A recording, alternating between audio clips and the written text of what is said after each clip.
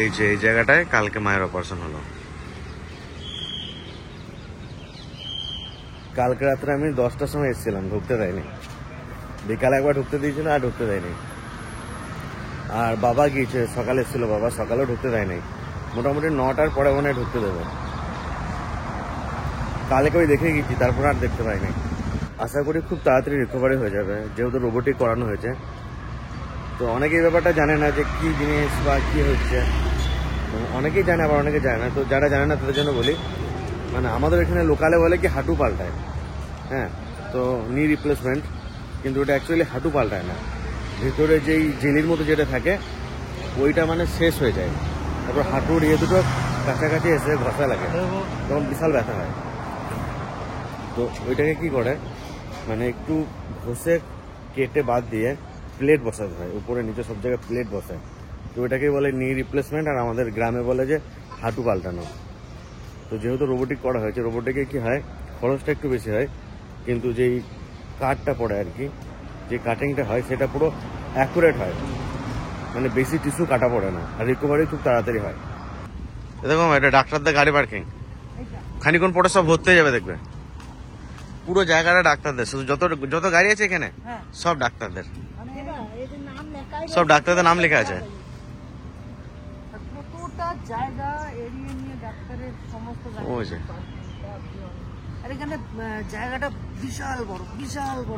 এটার নাম হচ্ছে হেলথ সিটি, মানে পুরো একটা শহর বানিয়ে দিয়েছে এটাকে।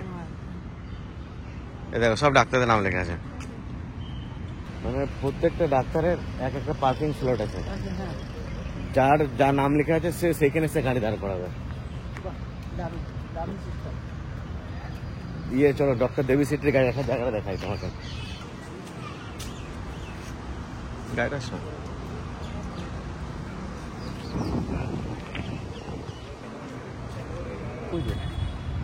তুমি এখান থেকে বুঝতে পারবে না, রাতের বেলা বুঝতে পারছো ওইখানে। আমি এগুলো সব ঘুরে দেখিনি, যে রাস্তাঘাট সব আমার চেনা হয়ে গেছে 2-3 দিন এসে। আজকে মামাকে নিয়ে এলাম হাটের এই জায়গাটাতে। এ দেখো মামি, এখানে সব আছে, মন্দির মসজিদ। আজকে বাবার একটা ডাক্তার দেখানো আছে, আর মামার দেখানো আছে। মামাকে হাট দেখাবো কালকে, তো আজকে একটু ঘুরে নিয়ে যাচ্ছি এই জায়গাটা। এই জায়গাটা আমি আগের দিন আপনাদের দেখিয়েছিলাম রাত্রেবেলায়, দেখলে? এইখানে 3-4 রকম আছে না, কয় রকম? 4 রকম মন্দির মসজিদ আছে এখানে। মন্দির মসজিদ, তারপরে গির্জা আছে, চার্চ, চার্চ আছে, আর গুরুদ্বার আছে। গুরুদ্বার এত ভালো লাগছে সত্যি, যে যে ধর্মের আছেন এখানে এসে প্রার্থনা বা সবকিছু করতে পারো, তার জন্য জায়গাটা সত্যি খুব ভালো করছে। তারপর কি বলো, তোমার হার্টের অপারেশন বিশাল ক্রিটিক্যাল না, ওই সময় ঠাকুর ভরসা, ওইটা হসপিটাল। হ্যাঁ,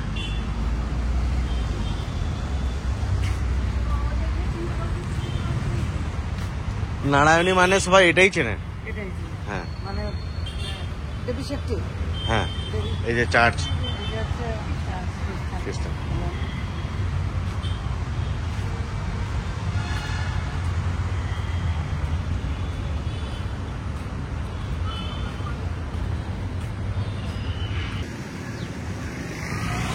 এই যে জায়গাটা থেকে মামাকে দেখাবো, স্কিনের ডাক্তার। এখানে সমস্ত কিছু হয়, এমার্জেন্সি ডিপার্টমেন্ট আছে এদিকে। বিশাল বড় এটা, এটাই মানে সবচেয়ে বড়, বুঝলো মামা? এটা বেশি বড়, এটা বেশি বড়।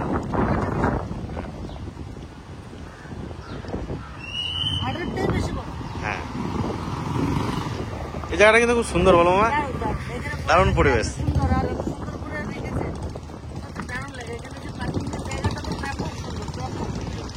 মণিপালে কত গ্যাঞ্জাম বলো তোমার, ওই জায়গাটা গাড়ি ঘোড়া কত কিছু।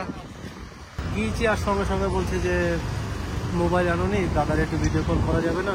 কে দাদাকে? মানে ও ত্রিহানকে? হ্যাঁ, একটু ভিডিও কল, ওইখানে মোবাইল ফোন করতে দেবে না, ভিডিও কল। মোবাইল নিয়ে নিয়েছে, বললাম যখন তোমাকে এমনি প্রাইভেট রুমে দেবে তখন তোমাকে ভিডিও কল করে আমি দেখাবো।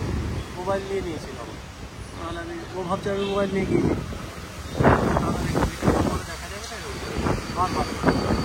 আর ওরা নার্সারি কি বলছে হাটের প্রবলেম নাই?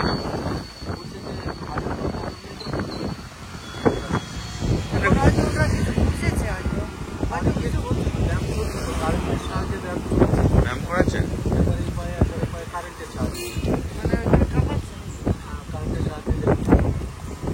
আমি যখন এখানে ডাক্তার দেখালাম সব, আমি তো 2 জায়গায় দেখালাম, মণিপালও দেখালাম আর এই নারায়ণীতে দেখালাম। তো যেই ডাক্তার দেখছে বলছে তোমরা এতদিন কি করছিলে। তো এই 4th স্টেজ চলে এসছে অনেক দিন আগে। তো আমি 2 বছর আগে যাই হোক ভেবেছিলাম যে অপারেশন করাবো না, যতদূর অপারেশন ছাড়া যা করা যায় চেষ্টা করেছিলাম যে অপারেশন ছাড়া কিছু করার। তো ইঞ্জেকশন দিচ্ছিলাম, মানে খুব ভালো কোয়ালিটি ইঞ্জেকশন, এক একটা প্রায় 40,000 টাকা করে দাম। তো ইঞ্জেকশন দিয়েছিলাম, ওতেও কোনো কাজ হয় নাই। তো কোনো রকম ওইগুলো দিয়ে চালাচ্ছিলাম। তো এটা যদি আগে আরও যদি 2 বছর আগে করে নিতাম তাহলে আরও সুবিধা হতো। তখন আমার যে আমি কি যে আমার নিজেকে ঠিক রাখা খুব মুশকিল হয়। একটু দড়িয়ে এসে কোলে নেয়, একটা ফটো দেখায়। আমি কালকে রাত্রে 2:20 এই ফটোটা দেখছিলাম। এই ফটোটা আমি দেখি নাই দাদা, শুয়ে আছে কীভাবে দেখ, মানে ওই তিরাহানের চিন্তা, সারাদিন ওই চিন্তা করে। এই 15 দিন যে কি করে থাকবে আমি তাই ভাবছি। বলবে সে বলতে হবে বাড়ি চলো। তো আমরা সকাল থেকে আমরা হসপিটালেই চলে এসেছি, কিন্তু আমাদের ঢুকতে দেয়নি।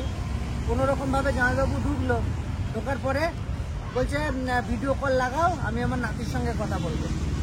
তা টেহান টেহান করে পাগল করছে। আর সব থেকে বড় কথা, এই বুড়ো বয়সে তো নাতিপুতি নিয়েই তো দাদুরা ঠাকুমারা খেলাধুলা করে, তাই ওই নাতির কথা তো মনে পড়ছে। আর বারে বারে বলছে যে ভিডিও কল লাগাও।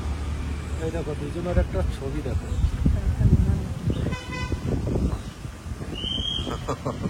কেন করবে না, একটা সিনটা আছে, কেন করবে না?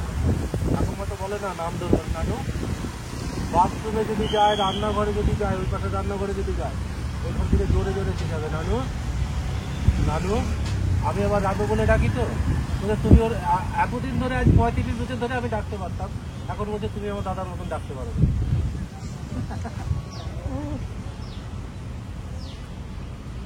তো মার বিশাল সাহস, বিশাল মনের জোর। ডাক্তার বলছে যে বিশাল সাহস, এরকম সাহসী পেশেন্ট আমি খুব কম দেখেছি।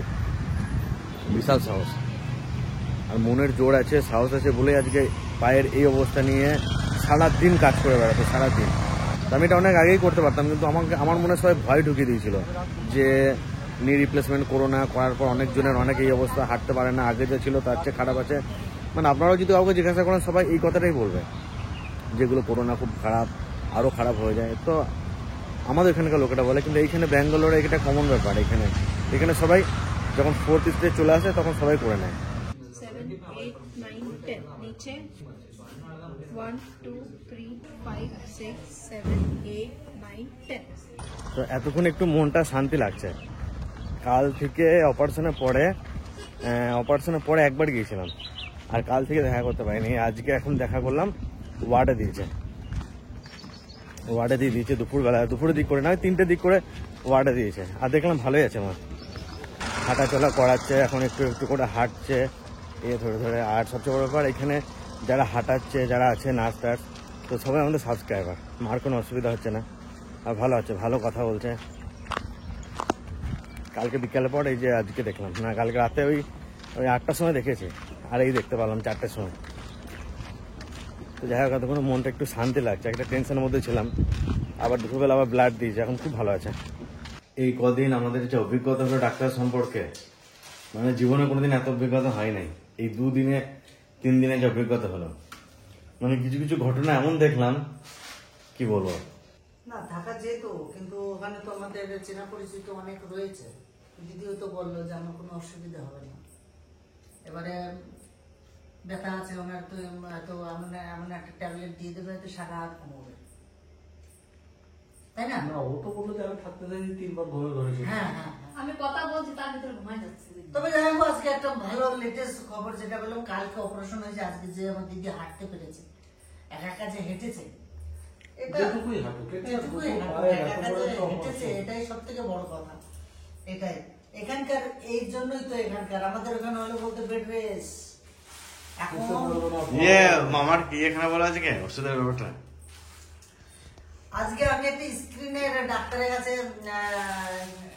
মানে গেলাম, একটা স্ক্রিনের একটু প্রবলেম আছে, তার জন্য গেলাম। 1100 টাকা ভিজিট ওনার। তার ডাক্তার দেখিয়ে প্রেসক্রিপশন করে দিয়েছে, আমি ওষুধ আনতে গেছি, মাত্র 2টো ট্যাবলেট দিয়েছে আমাদের, মাত্র 2টো ট্যাবলেট। আর ওইখানে হ্যাঁ, 2টো ওষুধের কত দাম? একটা মলম দিয়েছে, মলমটা বাদ দিলে 27 টাকা। আচ্ছা ট্যাবলেট দুটোর দাম 27 টাকা না 30 টাকা নিয়েছে। তাই আমি ভাবছি যে ডাক্তার দেখুন। আর আমাদের ওখানে আমি এই সমস্যা নিয়ে আমি 3 জায়গায় গেছি। এক জায়গায় 800 টাকার ওষুধ দিয়েছে, এক জায়গায় 1700 টাকার ওষুধ দিয়েছে। ওই দুটো খাওয়ার পরে কিছু হয়নি। তারপরে হোমিওপ্যাথির কাছে কিছু, হোমিওপ্যাথি বলে আমাকে 950 টাকার ওষুধ দিয়েছে। হোমিওপ্যাথি খেয়েছি, তাতেও কোনো কাজ হয়নি। আজকে এখানে ডাক্তার দেখালাম, কিন্তু আমাকে ওষুধ দিল মাত্র 2 ট্যাবলেট আর একটা মলম। তা ভাবছি এটা যদি খেয়ে আমার যদি আমি ভালো বুঝি, তাহলে গিনিস বুকে এই ডাক্তারের নাম লেখাবো। না এরকম কমই ওষুধ দেয়, হ্যাঁ? এখানে কমই ওষুধ সত্যি মারাত্মক জিনিস। এখানে একটা জিনিস দেখলাম, যেটা দরকার সেটাই দেয়, একটা ওষুধ বেশি দেবে না। আর আমার রিয়ার মা এতদিন যা চিকিৎসা করেছি, যা ট্রিটমেন্ট হয়েছে, সম্পূর্ণ আজকে এনার কি বলে ওটাকে, কি করালাম, রিপোর্ট ডাক্তারকে দেওয়ার পরে বলছে তোমার এতদিন যা চিকিৎসা হয়েছে সম্পূর্ণ ভুল ট্রিটমেন্ট হয়েছে, সম্পূর্ণ ভুল। বলছে আর যদি 2 বছরে এই ওষুধটা খেতে তোমার ভিতর থেকে সব খোপলা হয়ে যেত, আপনি বাঁচতেন না, আপনি আপনার পাগল হয়ে যেতে পারতো, মাথার ব্রেন হ্যাং হয়ে যেতে পারতো, স্ট্রোক হয়ে যেতে পারতো, কিডনি শেষ হয়ে যেতে পারতো। স্টেরয়েডে হাই ডোজ স্টেরয়েড ওষুধ চলতো, মানে মারাত্মক জিনিস। এখানে এসে একটা বিশাল একটা অভিজ্ঞতা হলো। তো সত্যি আমরা এসেছি ঠিক আছে, কিন্তু এখানে এসে যে কতটা উপকার হয়েছে আমাদের একমাত্র আমরাই জানছি এখন। এই যে দিদি কালকে অপারেশন করছে, আজকে হেঁটেছি, এনাকে আজকে ডাক্তার দেখিয়ে সবকিছু বাদ দিয়ে নতুন ওষুধ নিয়ে নিয়েছে, বলছে এটা খান আপনি ভালো থাকবেন। তবে আমরা যদি এখানে না আসতাম মানে অনেক কিছু জানতে পারতাম না। আমাকেও এক জায়গাতে অনেক ঠকাচ্ছিল, এইখানে এসে সেটা বুঝতে পারলাম। তো বাবাকে আরো 2 বছর আগে কলকাতায় ডাক্তার দেখিয়েছিল, তখন বলেছিল চোখের অপারেশন করতে হবে। আমাদের এখানে যত জায়গায় ডাক্তার দেখিয়েছে বলেছে চোখের অপারেশন করতে হবে, কিন্তু আজকে বাবাকে নিয়ে গেলাম, আমার এত ভালো লাগলো। আমি তো বাবাকে মামাকে নিয়ে যাচ্ছি, পাশে থাকছি, মানে আমি নিচে দেখে অবাক হয়ে যাচ্ছি। মানে এত সুন্দর টেকনোলজি, মেশিনের সাহায্যে যেমন ভাবে দেখলো, চেক আপ করলো বাবাকে, তো মানে এত ভালো লাগলো আমার দেখে। সবকিছু দেখার পর বললো শুধু পাওয়ারটা চেঞ্জ করে দিল আর একটা শুধু চোখে ড্রপ দিল, বাস কিছু না। মানে এত সুন্দর দেখতে পাচ্ছে ওই চশমাটা পরে, যে চশমাটা পাওয়ারটা ঠিক করে দিল। বলো বাবা? হ্যাঁ, অল্প বললো যে আপনার চোখে কোনো ড্যামেজই হয়নি। আর জামাইবাবু আমাকে একটা কথা বলেছিল যে ভাই আমি অ্যাপোলো যাব, অ্যাপোলো নাকি, হ্যাঁ অ্যাপোলো না, নেপাল। নেপাল বলছে আমি নেপালে যাব চোখ অপারেশন করতে, যেহেতু আমার বড় টিকিটও তো কাটতে বলেছিলাম কাটতে বলেছিল। কিন্তু এখানে এসে ডাক্তার দেখানো হলো, দেখা যাক। আমার মধ্যে খুব বিশ্বাস হয়েছে, যেভাবে আমাকে দেখেছে, যা বললো, আর দেখানোর কায়দা মতো ভালো। আমি এখানে বুঝেছিলাম এত সুন্দর কোশ্চেন করে করে করে ইয়ে করলো। তারপরে যে এদের যে মেশিন গুলো সেগুলো তুমি এখানে পাবে না, না ওরা বুঝতেও পারবে না এই মেশিন না থাকলে। আচ্ছা জানো, তুমি কাছেরটা ভালো দেখো না দূরেরটা ভালো দেখো না কাছেরটা ভালো দেখো, তোমার কোন অংশ ভালো ছিল? আমার ভালো মন্দ কোনোটাই আমি বুঝতে পারছিলাম না। 2 বছর জাগিয়েছে, হ্যাঁ, মানে অনেক সময় বলতে চেয়েও বলি নাই, বা একটু কিরকম লাগতো যে এতগুলো চাপ কি করে সামাল হবে। তা আজকে যে ব্যাপারটা আমি দেখলাম, যে মানে আজকে দেখানোর পরে আমার মনটা খুব ভালো লাগলো, যে এইরকম করে বসলাম, যে নিখুঁত ভাবে একদম, মানে আমার কোনো বুঝতে কোনো দূরের কাছের এটা নয়। একটা দিচ্ছে কাজ, আর একটা মেশিন দিল কি চোখে কত ইয়ে আছে সব মেপে দিল। না আমি এগুলো জীবনে কোনোদিন ভাবতেই পারিনি যে এত সুন্দর করে দেখা। তারপরে ওই যে ফিজিওথেরাপিস্ট খানা বাবাকে দেখলো, হ্যাঁ এত সুন্দর বোঝালো। তার আগে ব্যায়াম দেখালো, ব্যায়াম তো দেখিয়ে দিলই, হ্যাঁ। তার আগে অনেকক্ষণ ধরে বুঝিয়েছে সবকিছু। প্রথম নিয়ে বুঝলো। তো যাই হোক, আমাদের আগে তো অনেকেই এসেছেন এখানে, আমরাই আসছিলাম না। এই অভিজ্ঞতাটা অনেকেরই আছেন আপনাদের, যে বহু লোক এখানে এসে চিকিৎসা হয়ে গেছেন। যে সমস্ত মানুষ এখনো আসেননি, অনেক দুশ্চিন্তায় রয়েছেন, একটু এদিক ওদিক করে যোগাযোগ করে যদি এখানে এসে ট্রিটমেন্ট হতে পারেন, খুব আপনারা উপকার হবেন, আপনারা ভালো থাকবেন, সুস্থ থাকবেন। অবশ্যই অবশ্যই ভালো থাকবেন। এটাই মানে আমি বলবো। কারণ আমরা তো এখানে আসি নাই, জানতামও না, পরিষেবা ভালো, আপনি জানেন না, কোনো অসুবিধা হবে না। সব জায়গার লোক দাঁড়িয়ে রয়েছে, একটু হেল্প চাইলে সবাই হেল্প করছে, কোনো অসুবিধা নেই। কিছু করতে হবে না, সব ওরাই করে দেবে। সেটা নয়, আমি যেটা এখন যেটা বুঝলাম, মানে এটা খুব কিরকম বুদ্ধি তা জানি না। আমার মনে হয় যে আমি যদি কর্ম করতে পারি, একটা বছর আমি অসুস্থ হয়ে পড়ে রয়েছি, সেই একটা বছর যদি আমি তার আগে যদি সুস্থ হয়ে যদি কর্ম করতে পারি, আমার যে টাকাটা লস হবে সেটা তো আমি কর্ম করে আমার নিজেকে নিজেও ঠিক থাকছি, আমার কর্মটাও ঠিক চলছে, আর কর্মটা ঠিক চলছে মানে আমার পুরো সংসারটাই ভালো চলছে। তারপর আমাদের এখানে কিছু নার্স আছে, আমার তো কথা বলতেই ভয় লাগে, মানে এত রাগ দেখায়, মেজাজ দেখায়, একটা কথা দুবার জিজ্ঞাসা করলে, কিন্তু এদের মধ্যে জিনিসটা নেই। আপনি একটা জিনিস জানতে চাইবেন, একবার না হলে 10 বার বোঝাবে, কোনো রাগ নেই। ধরুন আপনি কিছু জানেন না, বললেন যে আমি ডাক্তার দেখাবো বা হিন্দিতে কিছু বললেন, ওরা নিয়ে যে সবকিছু A to Z করে দেবে পাশে দাঁড়িয়ে থেকে, কোনো চাপ নেই। আমি প্রথম ভাবছিলাম যত দূরে যাচ্ছি কি করব না করবো, এসে দেখলাম যে এখানে আমাদের ওইখান থেকে কিছু কিছু, আমাদের এখানে বড় বড় হসপিটালে ডাক্তার দেখানো যতটা কঠিন, এখানে তার থেকে অনেক ইজি। এখানে ডাক্তারের লাইন পাওয়া কোনো ব্যাপারই না, আর ওইখানে লাইনই পাওয়া যায় না, এরকম ব্যাপার। আর একটু উপকার হবে যদি আপনারা হিন্দিটা ভালো জানেন, আর যদি একটু- হিন্দি এখন সবাই জানে। হ্যাঁ সবাই যদি জানেন তো ভালো, আর যদি একটু লেখাপড়ি হন তাহলে তো কোনো অসুবিধাই নেই। তারপরে আরেকটা জিনিস তুই যখন ওই কথাটা তুললি, আমি ধর হিন্দি তো ভালো জানি না, একটু একটু জানি, আর ইংরাজি তো ওর কোনো কথাই না। খবর নাই, হ্যাঁ, তো একজনকে আমি যা বলছি সে বুঝতে পারছে না আমার কথাটা, তো পাশের থেকে বাংলা ভাষা যে বলতে পারে বা বোঝে, তাকে তারা নিজেরা ডেকে নিয়ে আসছে, তাই। তারা নিজেরা ডেকে নিয়ে আজকে ওই জন্য এই জায়গায় এত নাম। হ্যাঁ। তারা নিজেরা ডেকে নিয়ে আসছে। আমি এটা অবাক হয়ে গেলাম। আমাদের ওইখানে হলে কি আমি জানি না, আমার দায় শেষ। এখানে কিন্তু ওদের মধ্যে এটা নেই। তাহলে শুয়ে অনেক রাত হয়েছে। অনেক রাত হয়ে গেছে কথা বলতে বলতে, এখানে এসে আমি সন্ধ্যায় ঠিক পাচ্ছি না, রাতও ঠিক পাচ্ছি না। না, আমাদের ওইখান থেকে সন্ধ্যা 7টার সময় লাগছে। মানে কি ভাবে যে এত রাত হয়ে যাচ্ছে, মানে বুঝতে পারছি না। এই যে এখন দেখো 11:20 বাজে, বাড়িতে এসে শুয়ে পড়ি আমরা। বুঝতেই পারছেন না। আর আমাদের ঘরের, আমাদের বাড়িতে একদম 8:30 থেকে 9টার ভিতরে খাওয়া দাওয়া কমপ্লিট। তারপর যার কাছে শুয়ে পড়ে, যে তারপরে মোবাইল দেখবো, যা দেখো। আমি অন্তত 12টা অব্দি জানি। আর এমনিতে এতদিন ভূত হয়ে যেত, এত সময় দুঘম হয়ে যেত। চলো চলো চলো চলো চলো আসি আমরা। তো আমাদের হয়তো খারাপ লাগছে যে মাকে রেখে দিয়ে আসলাম, মা এখানে আছে, কিন্তু আবার ওইখানে যদি কেউ থাকে তখন মার খারাপ লাগবে যে আমার জন্য রয়েছে। মা জানেন তো একটু অন্যরকম, মানে নিজে কষ্ট করবে কিন্তু কাউকে কষ্ট করতে হবে না, এরকম ব্যাপার। তো যে কারণে আমরা এখানে আছি, কেউ এখানে যাইনি, সকালে দেখা করবো। সবাই ব্লগটা এখানে শেষ করছি, দেখা হচ্ছে নেক্সট ব্লগে।